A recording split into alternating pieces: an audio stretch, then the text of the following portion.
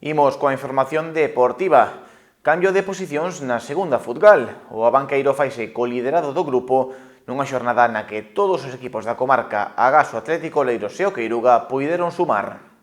A 22ª xornada do grupo, un Santiago da segunda futgal deixou cambios destacados na clasificación. Todos os conxuntos do Barbanza, Muros e Noia que disputan esta competición puideron facerse con algún punto, salvo Queiruga e Atlético Oleiros. O equipo máis destacado esta fin de semana foi o Abanqueiro. Os boirenses xogaron un duelo de altura contra o Agrón, no que estaba en xogo o segundo posto da táboa, e os locais non deixaron escapar a súa oportunidade para vencer e colocarse neste caso líderes grazas á derrota do Racing San Lorenzo. Os pupilos de Jorge Fajardo estiveron moi serios sobre o verde de Vistalegre e adiantáronse no 4 co gol de Abraham Laíño. Esa contra o final, no 95, Laíño fixo que sería o definitivo 2-0, que deixa o seu equipo no máis alto do grupo.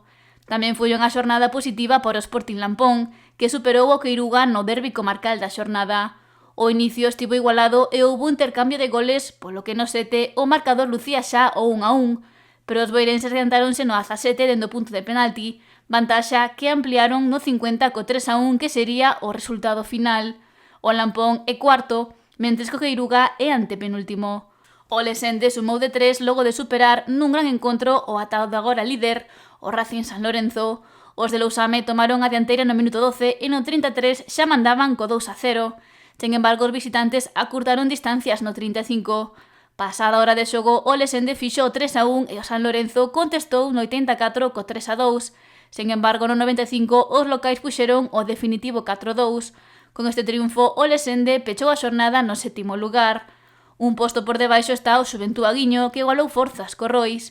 Os aguiñenses puxéronse por diante no 17, pero no 48 o Rois colocou as táboas, 1-1 que non se volveu a mover.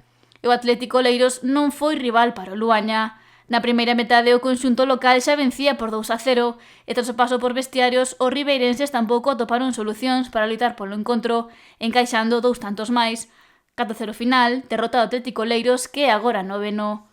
E o Cruído Noia B superou a un rival directo pola permanencia, o Sar Extramundi. Os noieses non deron moitas opcións ao seu rival e xa mandaban no marcador dende o minuto 2, gol de Iván Creo. E no tramo final, Creo bateu 2 veces máis a portería do Sar para poñer o 3-0. Agora o Cruído é 12º.